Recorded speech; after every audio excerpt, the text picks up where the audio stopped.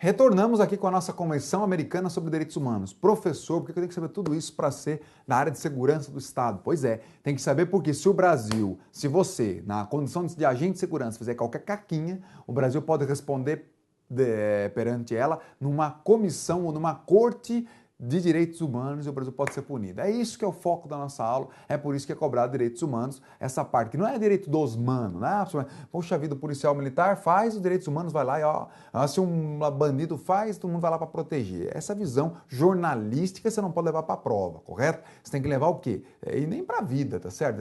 Se existe meia dúzia de picareta que fica defendendo o que é errado, vão fazer o quê? É sempre ter o doido que defende o que é errado. Nós estamos aqui para defender o que é certo, correto? Tanto a lei protege o policial, pelo menos é para proteger o policial, quanto é para proteger, conceder os direitos que o cidadão que está lá preso ele também tem. Agora, falar assim, né, se fosse isso, não teríamos. Aqui em Brasília nós tivemos 30 segundos, eu já volto para a matéria. Um julgamento anteontem, que policiais civis tinham sido acusados de um crime, coisa e tal, em relação a uma investigação.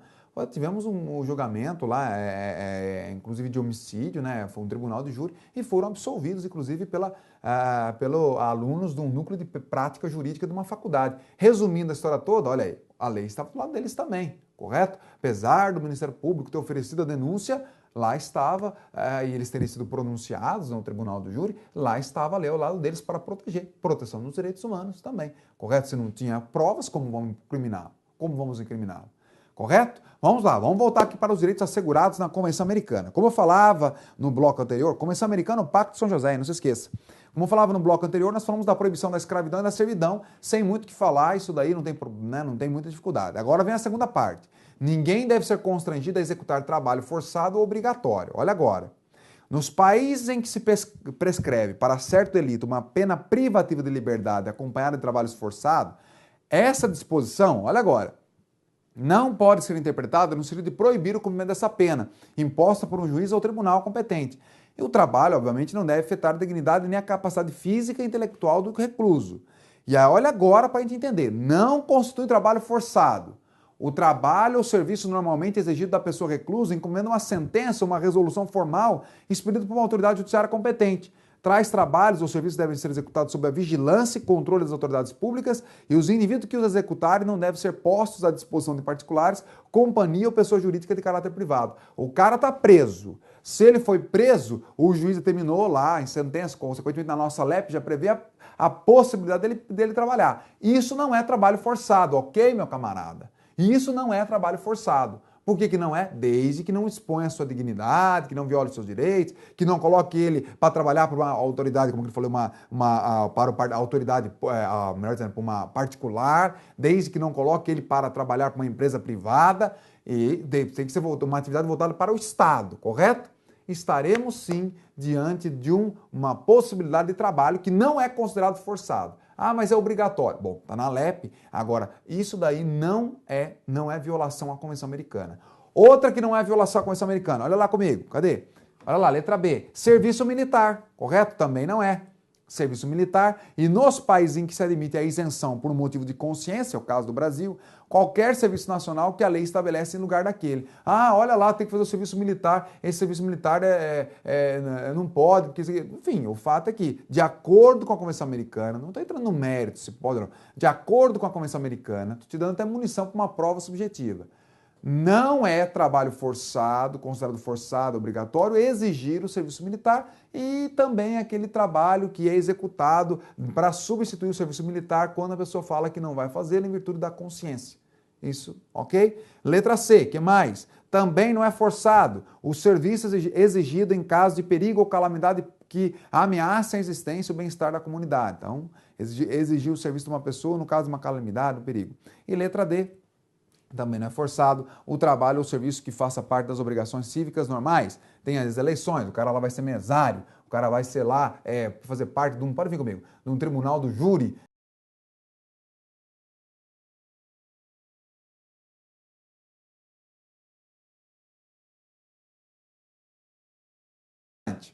Direito à liberdade pessoal. Olha o que diz o direito à liberdade pessoal. Artigo 7º, parágrafo 7º. Ninguém deve ser detido por dívidas. Esse princípio não limita os mandados de autoridade judiciária competente expedidos em virtude de inadimplemento de obrigação alimentar. Veja que aqui tem uma hipótese de prisão civil por dívida, correto? Ou seja, aquela autoridade judicial, melhor dizendo, aquele que não cumprindo o mandado de uma autoridade judiciária competente, ele não paga, ou seja, ele é inadimplente com uma obrigação alimentar. É o exemplo do pai, por exemplo. Ficou bom, hein? É o exemplo do pai que não paga pensão alimentícia. Ele não paga a pensão alimentícia, consequentemente, ele está descumprindo uma obrigação alimentar e ele pode ser preso. Mas espera aí, isso é uma prisão civil. Esse caso é permitido. Repito, veja que apenas uma hipótese de prisão civil por dívida aqui. Quando você lê, olha comigo, o texto constitucional, olha lá na tela, o texto constitucional brasileiro, artigo 5º, inciso 67, diz que não haverá prisão civil por dívida, salvo a do responsável pelo inadimplemento voluntário e inexcusável de obrigação alimentícia, e do depositário infiel. Alguns alunos virão e dirão, olha, só essa parte final está revogada. Revogada não. O Supremo interpretou que a Convenção Americana sobre Direitos Humanos, em que pese ela tem a força normativa de norma supralegal, ela se sobrepõe no que tange a isso daqui, a Constituição Federal, não no que tange a hierarquia, mas no que tange a quê? No que tange a benefício das normas e direitos humanos à pessoa. Qual é mais benéfico ao ser humano? Prender civilmente por 2 motivos ou por um motivo só? Um motivo só. Foi isso que o Supremo Tribunal Federal entendeu. Agora, o Supremo fez uma interpretação da Constituição Federal. Daí que a gente fala que a parte final dela não está mais em eficácia. Agora, daí dizer que foi revogado, quem revoga a Constituição, que altera texto constitucional, é apenas quem? O poder legislativo.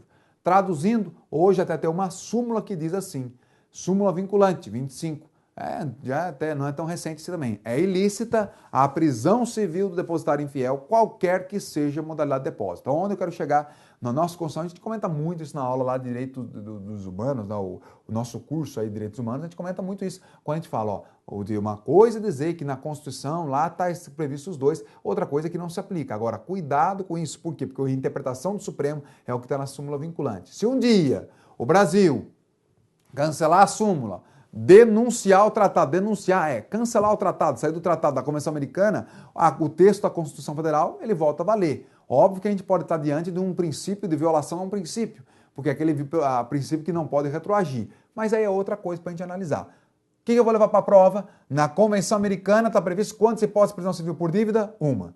Na Constituição até está escrito 2, mas a interpretação que se deu, de acordo com o Supremo atualmente, é que apenas uma delas pode ser aplicada, que é o pai, que, por exemplo, não paga pensão alimentícia, ou aquela pessoa que não cumpre uma obrigação alimentar. Consequentemente, aplica-se o texto da Convenção Americana, porque é mais benéfico ao ser humano. Fechado? Vamos avante. Próximo, direitos assegurados, garantias judiciais, prazo razoável, isso aí tem lá na nossa Constituição, juiz ou tribunal competente, independente, imparcial, previamente estabelecido, que não seja ad hoc. Olha lá, um dia o CESP cobrou numa prova se poderia ter um tribunal ad hoc. Tribunal ad hoc é tribunal de exceção, não pode. Para a proteção dos direitos de caráter civil, trabalhista, fiscal, de outra natureza, presunção da inocência, direito de recorrer da sentença, direito de ser assistido por defensor, direito de inquirir testemunha, direito de não depor contra si mesmo, ne bis in idem, ou seja, ninguém pode ser punido 2 vezes pelo mesmo fato, e o processo penal deve ser público. Regras básicas, não está nem perdendo tempo porque é muito básico, né? Tem que recorrer direito de recorrer da sentença, é óbvio. Assistido por um defensor, se não puder pagar, o Estado tem que conceder. Direito de inquirir testemunha, de fazer perguntas à testemunha, é possível. Não vai depor contra si mesmo. Se ele falar alguma coisa, não é considerado como... Ele não é obrigado a depor contra si mesmo. E mesmo que ele falar, não é obrigado a ser tido como verdadeiro. Não pode ser punido 2 vezes pelo mesmo fato. E sempre o processo penal tem que ser público. Tô com vergonha, quero que seja sigiloso. Não tem isso. Processo penal tem que ser público. Por quê? Para a segurança da própria pessoa, para a publicidade, para que aquilo não volte a ocorrer. Essa é a ideia. Vamos avante.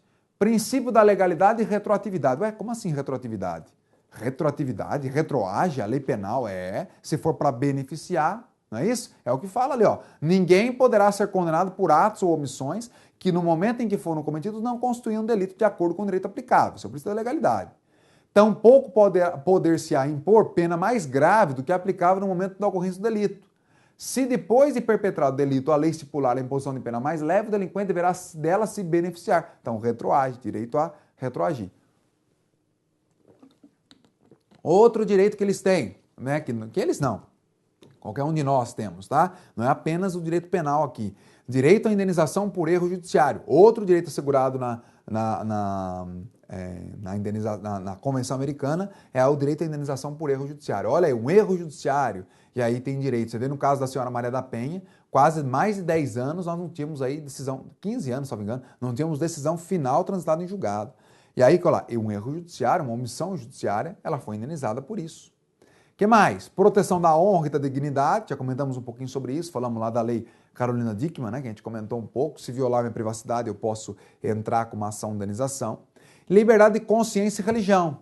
Diz que ninguém pode ser submetido a medidas restritivas que possam limitar sua liberdade de conservar sua religião ou suas crenças, ou de mudar de religião ou crença. Olha agora, a liberdade de manifestar a própria religião e as próprias crenças está sujeita apenas às limitações previstas em lei e que se façam necessárias para proteger a segurança, a ordem, a saúde e a moral públicas ou os direitos e as liberdades das demais pessoas. Venha comigo, veja. Então, o direito à liberdade de consciência e religião, ele não é um direito absoluto. Vai com cautela. Se você olhar lá na Constituição Federal, pegar uma interpretação do Supremo, ele fala que os direitos e garantias fundamentais assegurados na Constituição, eles não são absolutos, são relativos. Essa é a interpretação do Supremo que você tem que levar. De acordo com a Convenção Americana, alguns direitos são liberdades, alguns direitos e liberdades, alguns direitos, melhor dizendo, são absolutos. Pega, por exemplo, o direito à proibição da escravidão, né, que a gente leu lá no início, é um direito absoluto, não tem exceção. Aqui o direito à religião, ele diz que pode ser limitado? Pode. Ele fala apenas as limitações previstas em lei, mas pode ter limitação? Pode. Então pergunta, absoluto ou relativo? É absoluto ou é limitado? Limitado, é relativo. Então cuidado com isso, hein? Cuidado. Estou dando aqueles que forem, a gente faz a leitura e você vai entender naturalmente. Outro, direito à liberdade de pensamento e expressão, é diferente da liberdade de religião. O exercício do direito previsto no inciso precedente não pode estar sujeito à censura prévia. O inciso precedente é o que fala da liberdade de pensamento e expressão. Mas há responsabilidades ulteriores. Camarada, vem comigo.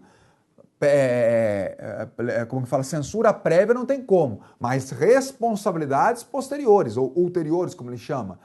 Recentemente o Supremo deu uma decisão, numa ação direta de inconstitucionalidade, em que ele fala que escrever biografia de uma pessoa, escrever biografia e não autorizar de uma pessoa, isso daí não tem problema, porque senão estaria diante de uma censura prévia. E não pode haver censura prévia, mas pode sim haver responsabilidades ulteriores. Esse caso todo mundo chamou atenção porque foi proposto por uma associação de artistas, essa ação direta de inconstitucionalidade, isso é possível, porque comentava-se muito à época de uma biografia escrita do Roberto Carlos, né? E o cara colocou lá, olha, Roberto Carlos tem perna de pau, usa perna de pau. Roberto Carlos ficou puto da vida, todo mundo sabe que ele não tem perna de pau, né? Perna mecânica, mas perna de pau não tem. Brincadeira, né, pessoal? Resumindo a história toda, tô brincando aqui de um negócio tão sério. Foi levado o caso do Supremo, na ação direta de inconstitucionalidade, e a ministra Carmen Lúcia falou lá, olha aqui o seguinte, meu camarada, seguinte, não tem essa não, censura prévia não.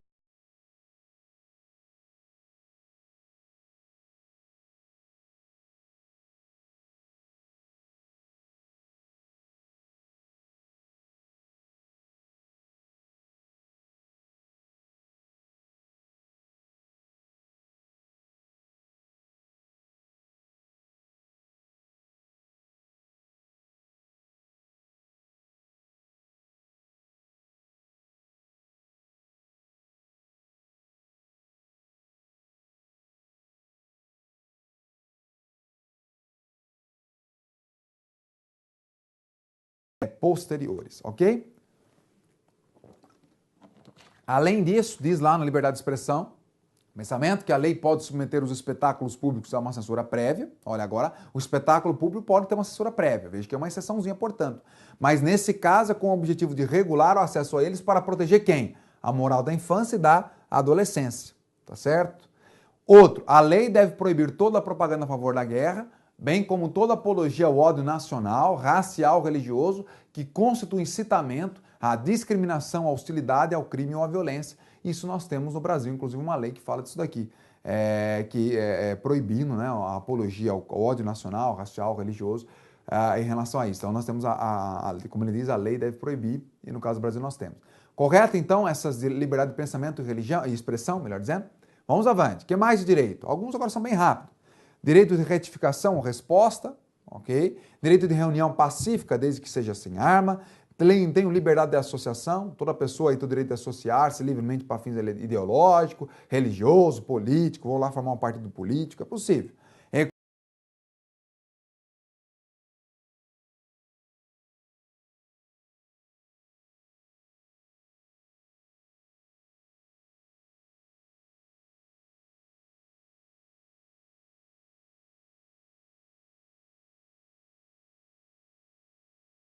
Declaração Universal dos Direitos Humanos, aquela declaração da ONU, lá está escrito que homens e mulheres de maior idade podem se casar. Aí fica a pergunta, o que é homens e mulheres de maior idade? Ah, homens de maior idade, 18 anos. Não, no caso do Brasil, podem se casar, de acordo com o Código Civil Brasileiro, homens e mulheres acima de 16 anos. Hoje temos aquelas interpretações do STF em relação ao casamento entre pessoas do mesmo sexo. Muito bem. Agora, de acordo com a Convenção Americana, dizia que o homem e a mulher podem contrair matrimônio, e para isso tem que cumprir a idade mínima exigida.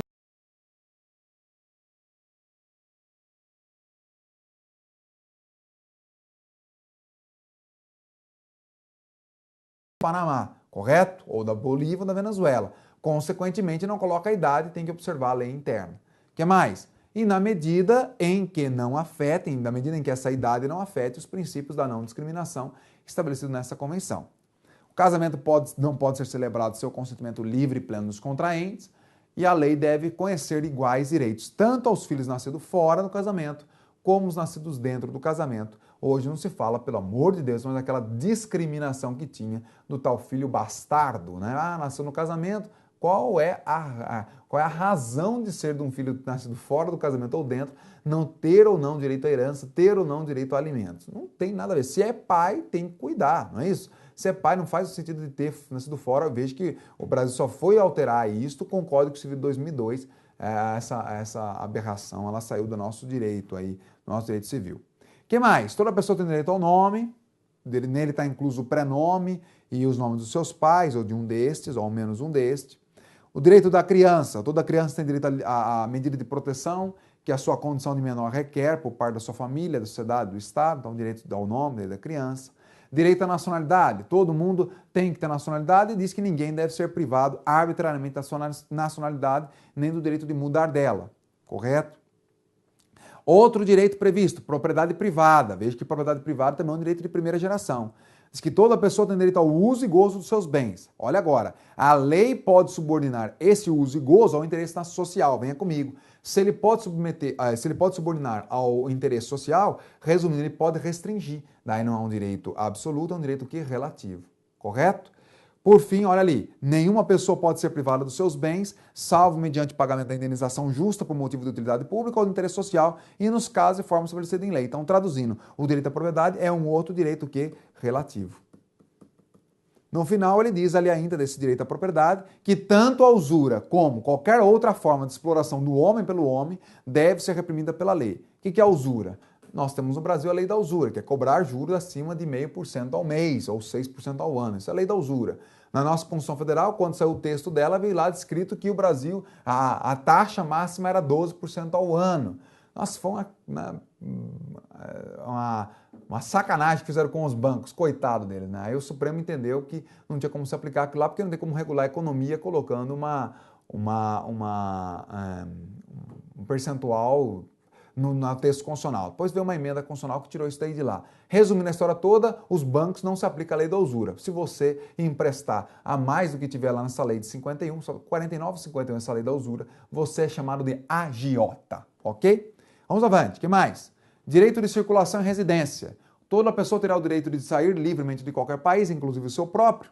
O exercício dos direitos supracitados não podem ser restringidos, olha lá, se não em virtude de lei. No caso, a gente fala, né? Em caso de guerra, em tempos de paz, a gente coloca, em tempos de paz. Todo mundo pode sair, entrar, sair, permanecer em tempos de paz, está na Constituição. serão em virtude de lei, então outro direito que é relativizado, na medida indispensável em uma sociedade democrática para prevenir infrações penais ou para proteger a segurança nacional. Proteger a segurança nacional, a segurança, ordens públicas, a moral ou a saúde pública ou os direitos e as liberdades das demais pessoas. Então, outro exemplo é a deportação da pessoa quando ela está irregular no meu país. Eu pego ela e posso tirar. Ah, mas cadê meu direito de circulação? Meu direito de permanecer. Não permanecerá porque você está violando o que é determinado uma lei. O que mais? O exercício dos direitos reconhecidos pode também ser restringido pela lei em zonas determinadas por motivo de interesse público. Bom, ninguém pode ser expulso do território de um estado do qual for nacional e nem ser privado do direito de nele entrar. Veja que a expulsão de nacional não é permitido. Isso está no nosso texto constitucional. Não pode ser banido brasileiro, nem nato, nem naturalizado. Brasileiro de modo geral.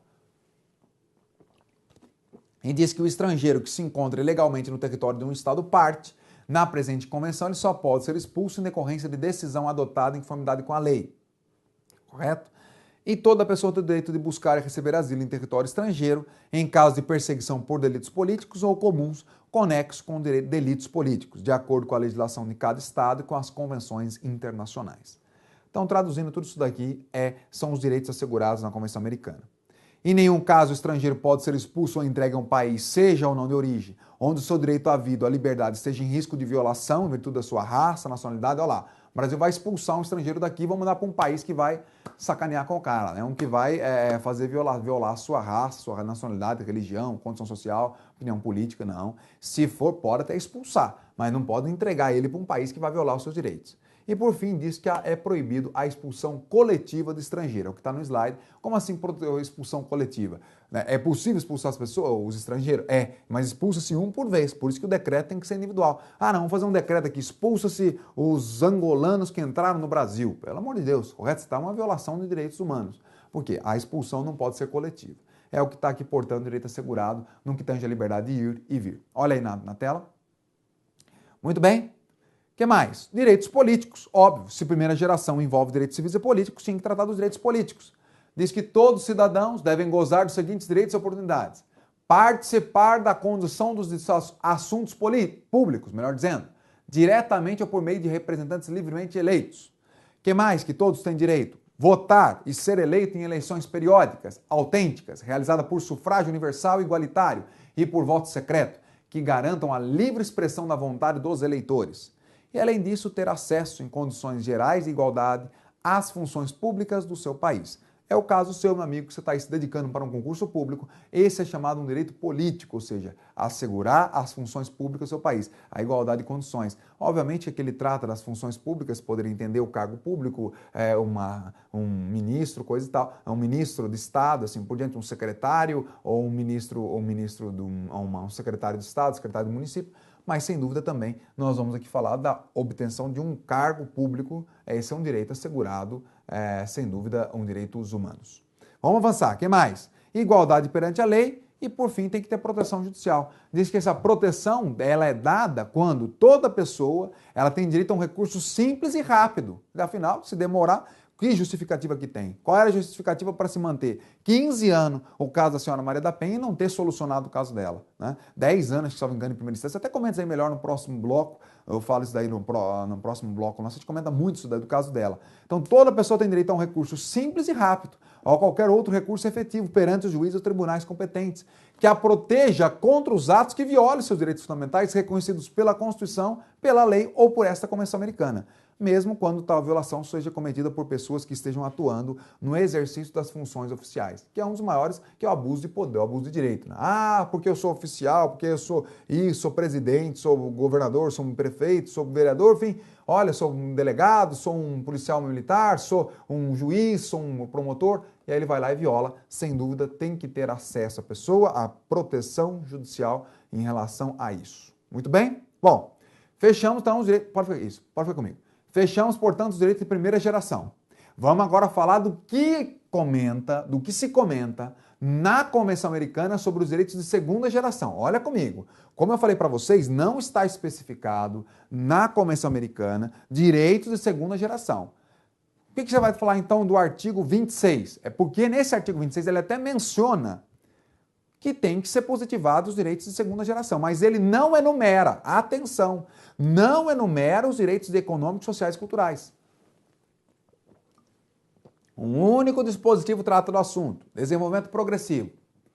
Os Estados-partes comprometem-se a adotar as providências, tanto no âmbito interno, como mediante cooperação internacional, especialmente econômica e técnica, a fim de conseguir progressivamente, olha lá, progressivamente, a plena efetividade dos direitos que decorrem das normas econômicas, sociais e sobre educação, ciência e cultura, constantes da Carta da OEA, reformada pelo Protocolo de Buenos Aires. Olha agora, na medida dos recursos disponíveis, por via legislativa ou por outros meios apropriados. Venha comigo. Na medida dos recursos disponíveis, traduzindo.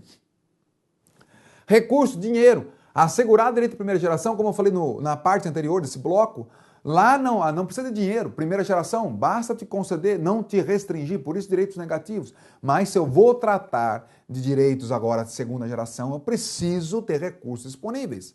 Seja, né, trazendo isso, recursos, dinheiro, por via legislativa, qualquer outro meio apropriado, para assegurar esses direitos sociais, direito à educação, direito à alimentação, tudo disso. Agora, por que não se colocou isso na Convenção Americana? Gente, se até hoje Estados Unidos não ratificou a Convenção Americana, Canadá nem assinou, outros tantos países das Américas, alguns assinaram, depois outros saem, enfim, resumindo a história toda, colocando os direitos de primeira geração, imagine colocando os de segunda. Chegaria para o Haiti e falava assim, Haiti é das Américas, tá? Olha, Haiti, você sabia que você tem que assegurar direito à educação? Educação? O que é educação? Aqui a gente não tem comida, né? Tá vendo como que é complicado? Não tem recurso disponível nem para comida. Traduzindo a história, não está especificado, porque se estivesse, provavelmente muitos poucos países assinariam aqui, porque assinar e ratificar gera obrigação, se ele não respeitar, ele pode ser punido. Vamos avançar. Para a gente fechar esse bloco, melhor fechar o bloco com essas duas partes nossa aqui da aula, a gente vai falar da suspensão dos direitos. Eu comento isso nas minhas aulas de direitos humanos, quando eu comparo direitos humanos com o direito humanitário, que o direito humanitário ele não é possível de ser suspenso. Humanitário é a proteção das pessoas nos conflitos armados. Mas os direitos humanos é possível sim de ser suspenso. Correto? Olha lá, desde que seja de forma temporária e que não gere discriminação alguma fundada em motivo de raça, cor, sexo, idioma, religião ou origem social. Vem comigo. Tem que ser temporária, não é para sempre temporária. E não pode falar assim, eu vou só restringir, suspender esse direito para quem for da raça tal. Eu só vou suspender esses direitos para quem for da nacionalidade argentina. Eu só vou suspender esse direito para quem for da religião tal. Não, isso não pode. Se for para suspender os direitos, é para todos. Igualdade de suspensão para todos. Pode, desde que seja temporariamente, seja para todos. E avante, olha agora.